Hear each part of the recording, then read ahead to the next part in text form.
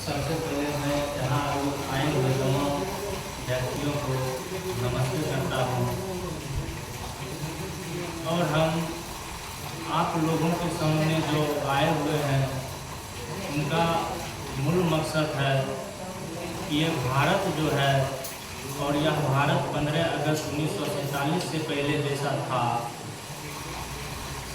उसी तरह से अभी भी ये भारत गुलाम है। जब हम कहीं भी जाते हैं तो लोग पूछता है कि ये जो आप गुलामी मुक्त भारत संगठन का नाम दिए हैं ये क्यों दिए हैं?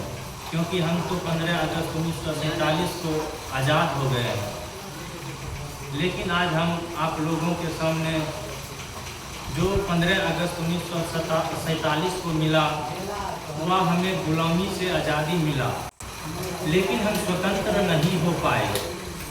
आज़ाद होना और स्वतंत्र होना दोनों दो बात है। आज़ाद होने का मतलब है कि हम जिसका गुलाम थे वह हमारा देश को छोड़कर 15 अगस्त 1947 को चला गया, लेकिन हम स्वतंत्र नहीं हो पाए। स्वतंत्र का मतलब है स्व जोड़ तंत्र। स्व का मतलब स्वयं, तंत्र का मतलब शासन। स्वयं का शासन ही स्वतंत्र है।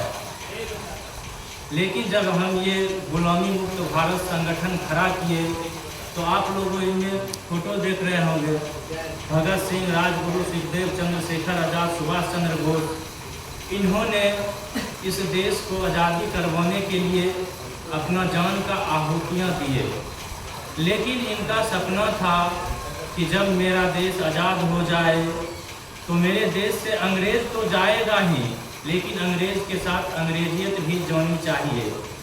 लेकिन दुर्भाग्य की बात है 15 अगस्त 1947 को अंग्रेज़ तो चला गया, लेकिन मेरे भारत देश से अंग्रेजियत नहीं गया। आप स्वयं देखिए, अगर आप हिंदी बोलते हैं और आपके बगल में कोई इंग्लिश का जानकार है तो उसके सामने में आपका वैल्यू जो है वह शून्य हो जाता है। क्यों हो जाता है? क्योंकि भारत की शिक्षा व्यवस्था को बर्बाद किया गया। अभी जो हम शिक्षा व्यवस्था ग्रहण करते हैं स्कूलों में, वह शिक्षा व्यवस्था अंग्रेज़ों के द्वारा लाया गया था 2 फरवरी 1835 ईस्वी को। तो अंग्रेज़ों ने 2 फरवरी 1835 ईस्वी को यह शिक्षा व्यवस्था क्यों लाया? क्या 2 फरवरी 1835 ईस्वी से पहले क्या भारत देश में शिक्षा नहीं था? शिक्षा था। जो शिक्षा हम अभी ग्रहण कर रहे हैं उससे भी बहुत बहुत बेहतर शिक्षा था।